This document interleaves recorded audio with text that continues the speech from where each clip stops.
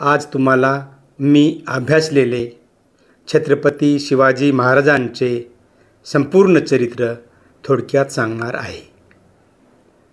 छत्रपती शिवाजी महाराजांचे वडील शहाजी राजे भोसले हे आदिलशाहीतील पराक्रमी सरदार होते.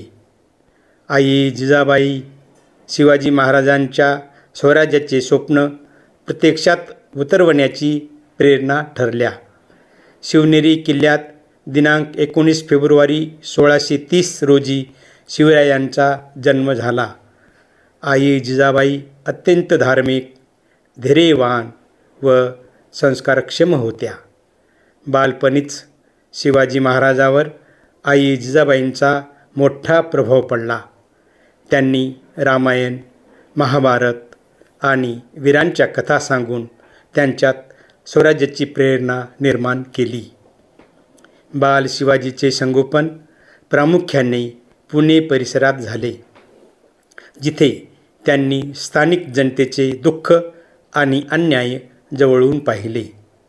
शिवाजी महाराजांचे शिक्षण पारंपरिक शाळेत न होता प्रत्यक्ष जीवनातून घडले. त्यांचे मुख्य शिक्षक व मार्गदर्शक होते दादाजी कोंडदेव.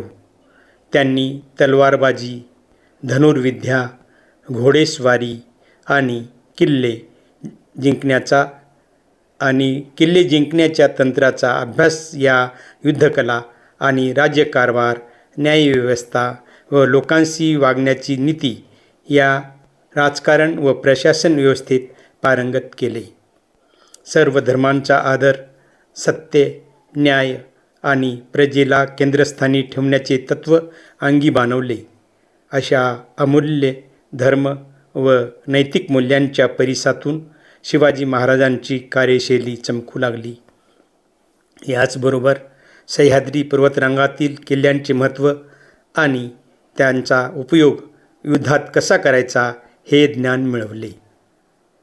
लहानपणापासूनच शिवाजी महाराज धाडसी, दूरदर्शी आणि नेतृत्व गुणांनी परिपूर्ण होते.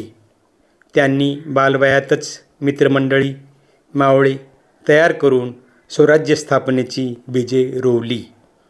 योग्य वेळी महाराजांचे लग्न झाले.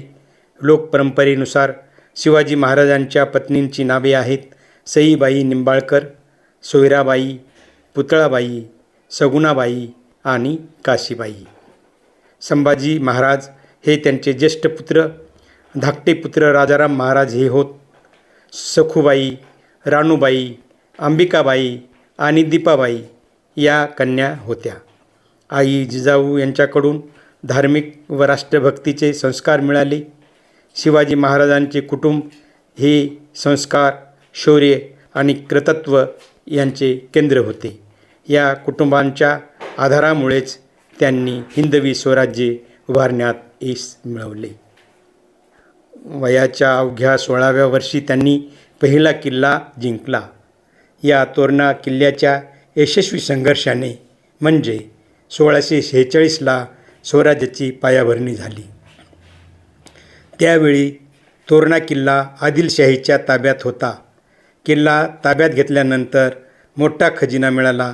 त्या पैशातून पुढे राजगड किल्ला बांधण्यात आला. पुढील लढ्यासाठी हा एक महत्त्वाचा लष्करी ठाणे बनला. या किल्ल्याच्या विजयाने मराठा साम्राज्याच्या स्थापनेची भक्कम पायाभरणी झाली. तोरणा किल्ला हा महाराष्ट्रातील पुणे जिल्ह्यातील सह्याद्री पर्वतरांगामध्ये स्थित आहे. नव्याने स्थापलेल्या स्वराज्यामुळे मराठा सैनिकांना स्फुरण चढले. स्वातंत्र्याच्या परिस्पर्शाने सर्वत्र जल्लोषाचे वातावरण निर्माण झाले. एक नवनवीन किल्ले जिंकले जाऊन साम्राज्य विशाल बनले. शत्रूंना भय वाटू लागले. म्हणून अफझलखानाने राजदरबारी सुपारी उचलून आणि आपला फौजफाटा घेऊन शिवाजी महाराजांशी लढा द्यायला कूच केले.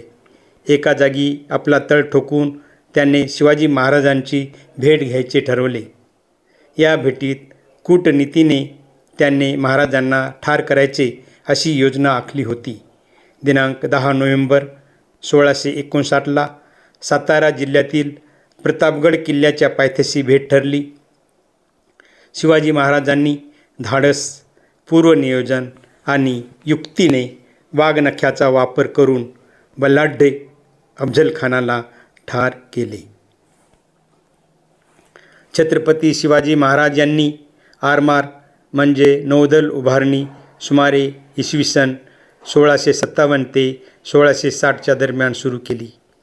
त्या काळात पश्चिम किनारपट्टीवर पोर्तुगीज, इंग्रज आणि सिद्धी यांचे वर्चस्व होते. विशेषतः सिद्धी जंजिरा यांचा समुद्रावर मोठा प्रभाव होता.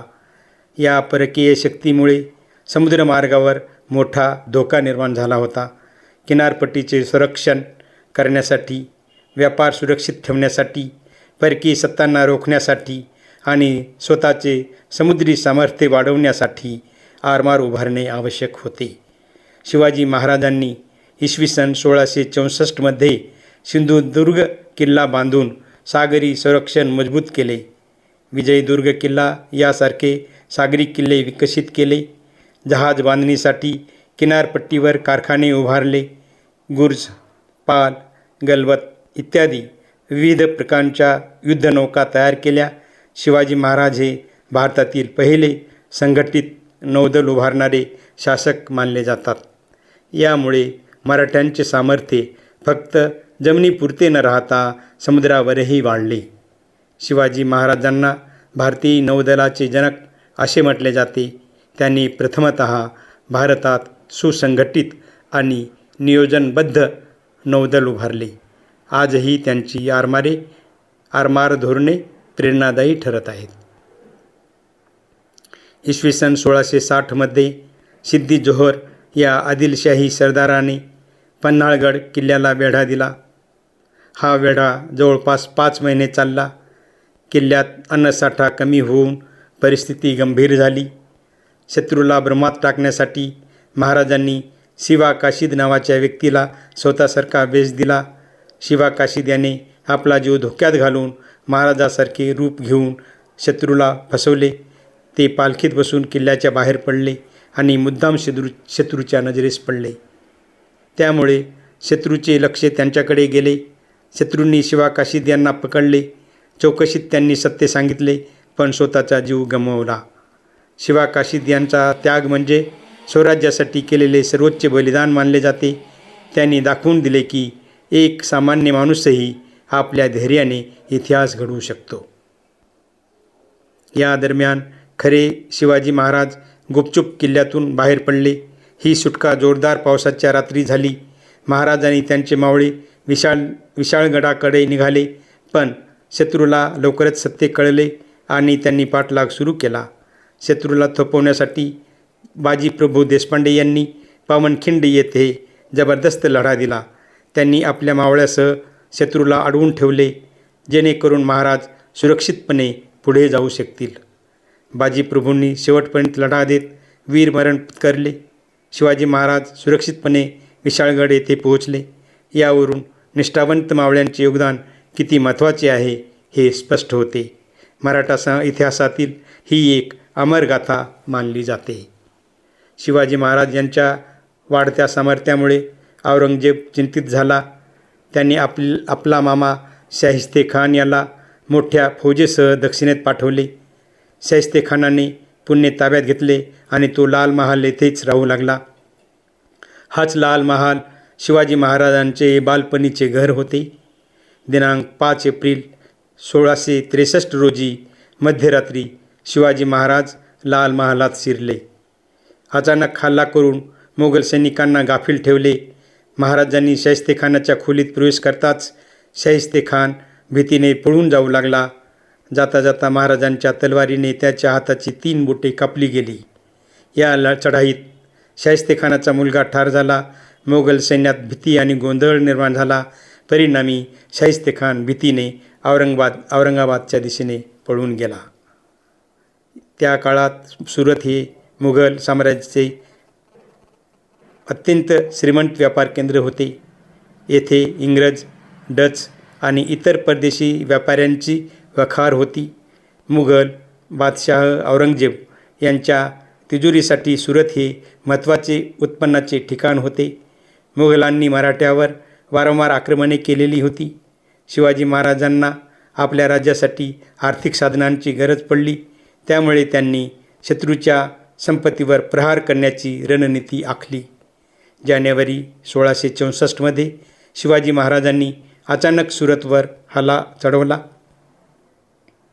हा हल्ला इतका वेगवान आणि नियोजनबद्ध होता की मुघल सैन्याला सावरायला वेळ मिळाला नाही.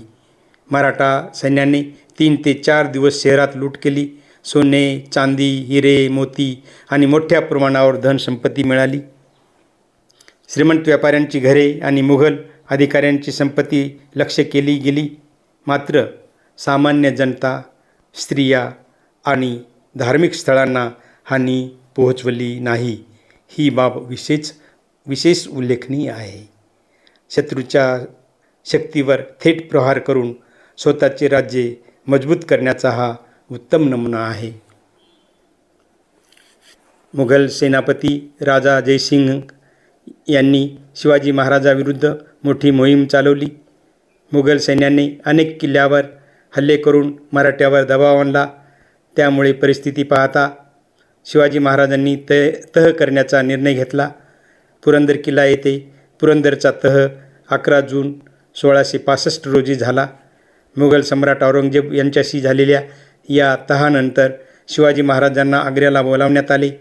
महाराज आपला पुत्र संभाजी महाराज यांच्यासह आग्र्याला गेले. महाराजांना योग्य सन्मान न देता त्यांना सामान्य सरदारांच्या रांगेत उभे केले गेले. यामुळे संतप्त होऊन महाराज दरबारातून बाहेर पडले.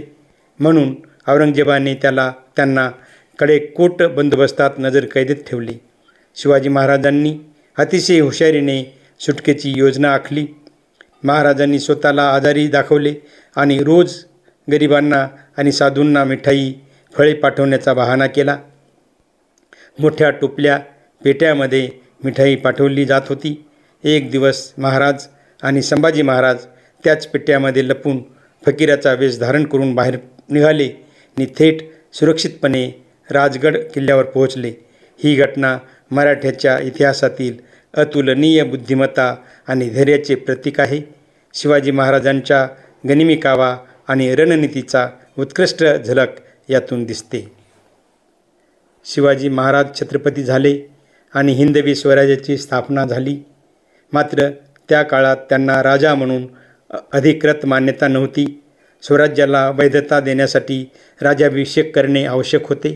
स्वराज्याच्या राज्याभिषेकाचा भव्य सोहळा दिनांक 6 जून 1674 रोजी रायगड किल्ल्यावर पार पडला.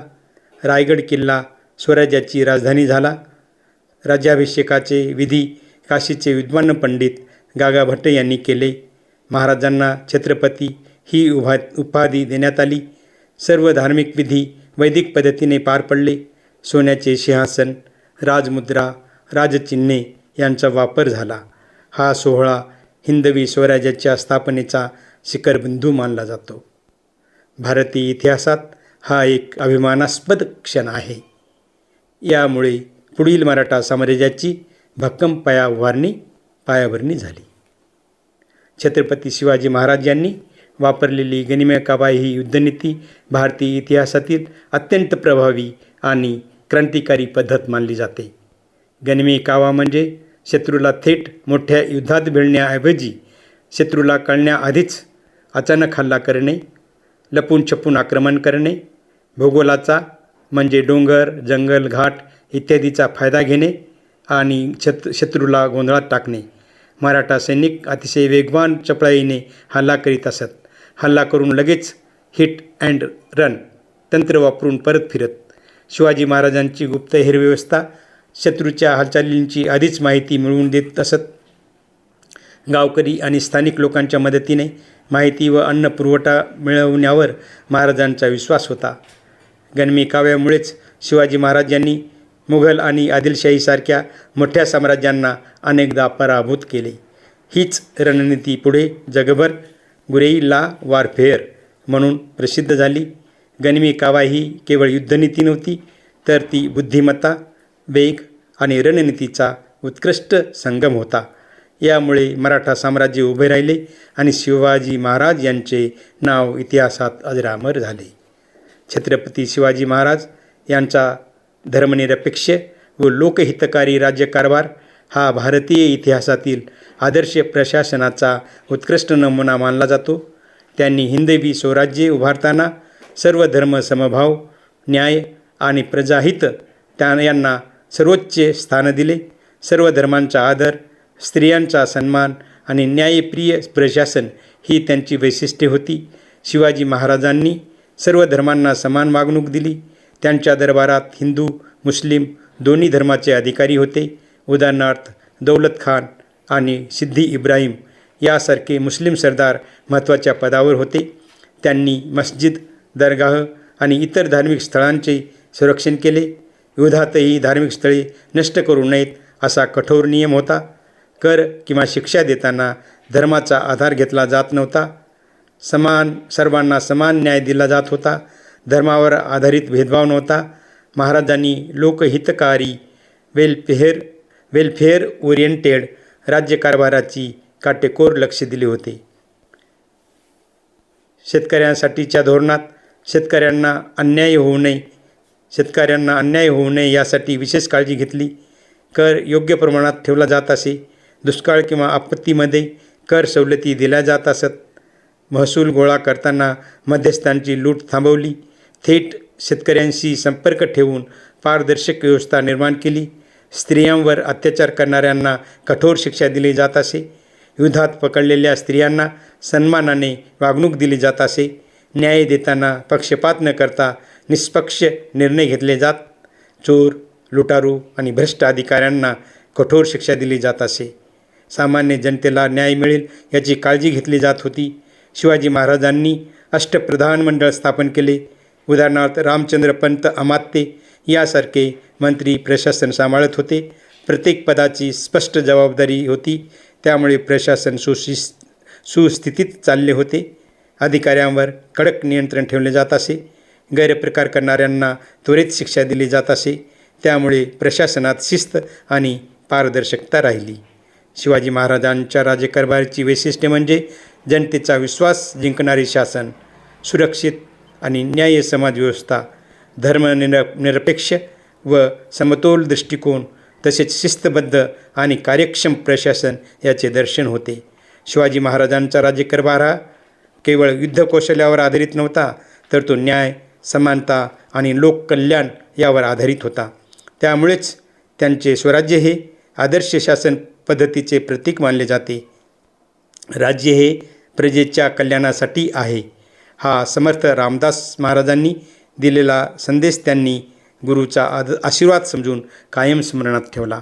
अशा या प्रजाहितदक्ष, प्रौढ प्रताप पुरंदर, क्षत्रिय कुलावंतस्य, सिंहासनाधीश्वर, महाराजाधिराज, श्रीमंत श्री श्री श्री छत्रपती शिवाजी महाराजांचे दिनांक 3 एप्रिल 1680 रोजी रायगड किल्ल्यावर देहावसान झाले. रायगड किल्ल्यात त्यांच्या देहावर अंत्यसंस्कार करण्यात आले. आजही तेथे त्यांची समाधी आहे, जी प्रेरणास्थान मानली जाते. त्यांच्या निधनानंतर त्यांचे ज्येष्ठ पुत्र संभाजी महाराज यांनी राज्यकारभार हाती घेतला. त्यांनी मराठा साम्राज्य पुढे नेले. शिवाजी महाराजांचे निधन हा एक युगाचा अंत होता, पण त्यांनी निर्माण केलेले हिंदवी स्वराज्य आणि त्यांचे आदर्श आजही जिवंत आहेत. ते फक्त एक राजा नव्हते, तर दूरदृष्टीचे राष्ट्रनिर्माते, कुशल योद्धा आणि लोकहितकारी शासक होते. त्यांच्या कार्यामुळे भारतीयामध्ये स्वाभिमान आणि स्वातंत्र्याची भावना जागृत झाली.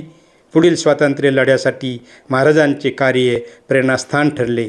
छत्रपती शिवाजी महाराजांची नोंद इतिहासात घ्यावी लागते, कारण त्यांनी स्वराज्य, स्वाभिमान आणि न्यायपूर्ण शासन यांची भक्कम पायाभरणी केली. ते केवळ मराठ्यांचे नव्हे, तर संपूर्ण भारताचे आदर्श आहेत. धन्यवाद.